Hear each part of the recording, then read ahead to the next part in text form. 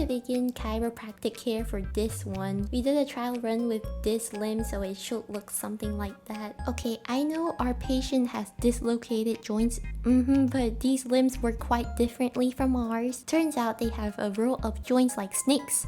And I'm a doctor, not a biologist. Here at Mieoni's clinic, we advocate health and aesthetics, so we're also going to do a bit of plastic surgery with this one. Not only will she have joints that work, but she'll be stunning more than ever. Watch out, Felicia.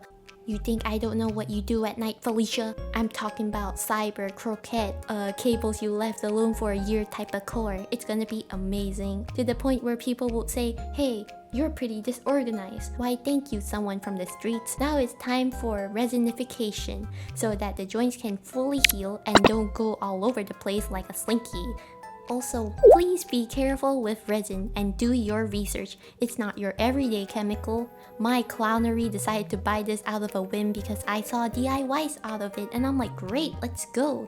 I mean, I learned this in doctor's medical school class. Turns out you should use respiratory masks, wear rubber gloves, and have a well-ventilated room.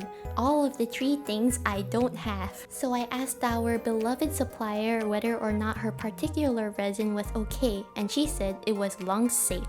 But I know for a fact that it's not, because resin regardless is not safe to inhale, especially when curing. But between these 2 shady business practitioners, we decided to part ways and never interacted. Well, except for the time I gave her 1 star. My PhD, I got mine from Tropican University, so you know it's good. I may got minor lung damage, but my patient's health is priority number 1.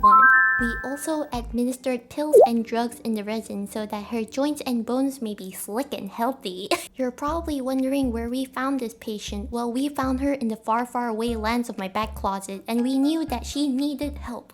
She was kind of like an Ebola to the people around her, but now she's our Ebola. In the Mieoni clinic, we also prioritize extra precision, and that meant getting the air bubbles away from her veins and placing her joints into the right position so that it doesn't flail.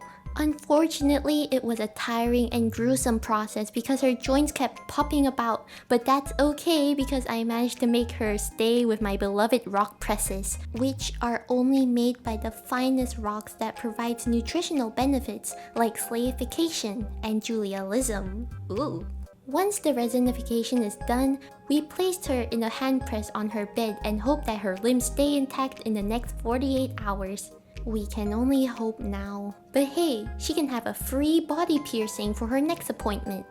And so, the operation was a success!